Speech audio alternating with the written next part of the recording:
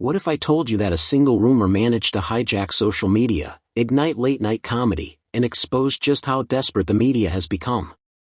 A rumor so outrageous that millions of people stop their normal doom scrolling just to ask, wait, did Donald Trump actually die?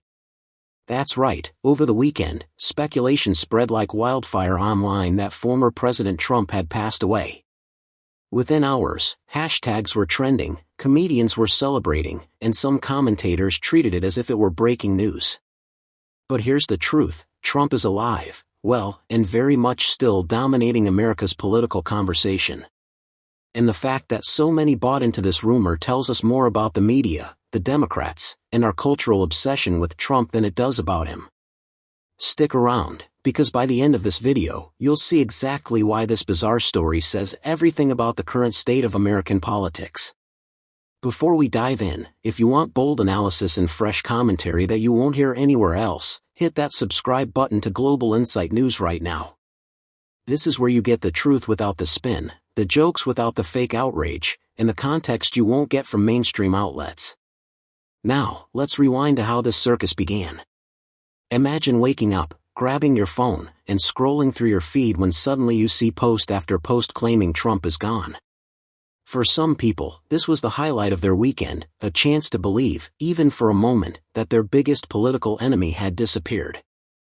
The rumor spread so fast you'd think it came straight from a Hollywood scriptwriter.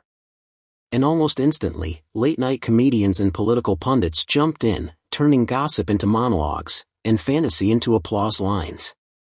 One comedian compared Trump to Dracula, claiming he'll never truly die, he'll just keep sucking the life out of us forever. Another joked that if Trump did die, he'd probably rise from the grave 2 days later and declare himself eligible for 2 more presidential terms. And honestly, isn't that revealing? Even Trump's fiercest critics can't picture a political landscape without him. They literally can't imagine a world where he's irrelevant. Love him or hate him, he lives rent-free in their minds 24 hours a day, 7 days a week. But the funniest part of this rumor is also the most tragic. The very same media voices that ran wild with speculation about Trump's so-called death are the ones who have spent years ignoring President Biden's very real decline. Think about it, for 4 years, Americans have watched Biden struggle through speeches, forget names, wander off stages, and often look completely lost. Yet the media told you, again and again, that he was perfectly fine.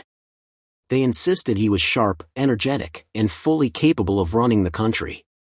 They told you not to believe your own eyes. And then, suddenly, these same people leap at an unverified rumor about Trump without hesitation. If hypocrisy were an Olympic sport, they'd be standing on the podium with gold medals. And let's be honest, America's trust in the media has been circling the drain for years. This only proves why. When everyday people see gossip about Trump treated as breaking news while Biden's struggles are brushed aside, they can't help but laugh. And that laughter isn't joy. It's bitterness. It's the sound of a nation realizing the press has become less trustworthy than a rigged carnival game. But here's where things get deeper. The truth is, the media doesn't just cover Trump, they depend on him. Without Trump, their ratings crash, their monologues fall flat, and their headlines turn stale. He is their oxygen. Even when he's not in office, they can't quit him. That's why even the rumor of his death gave them a rush. For a few hours, they had something fresh, dramatic, and click-worthy. But just like a cheap high, it faded fast.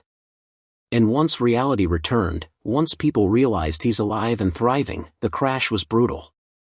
Because without Trump as their favorite villain, they've got nothing. And the Democrats? This episode revealed their deepest fear. For them, Trump's continued presence is a nightmare they can't escape. They can't beat him easily, and they can't ignore him either. He defines their strategy, their speeches, their fundraising. Even their relief doesn't come from passing meaningful laws or inspiring the nation. Their biggest relief comes from fantasizing about Trump disappearing. That's not leadership. That's desperation.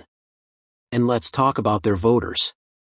Many Democrats bought the story their own leaders sold them, that Biden was perfectly capable of doing the job. They defended him, mocked anyone who questioned him, and looked the other way as his decline became impossible to ignore. Now, these same voters are left holding the bag. They were deceived. And the worst part? Their own party doesn't seem to care. They played their base like a fiddle, and the base went along with it.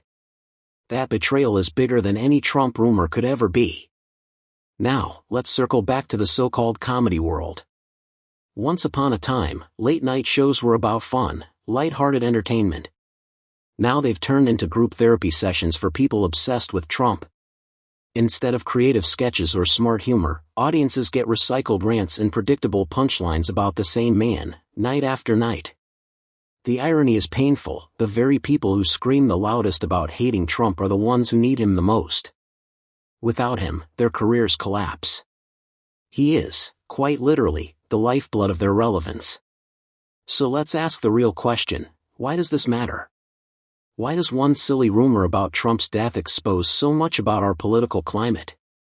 The answer is simple: because Trump has become more than just a politician. He's a symbol.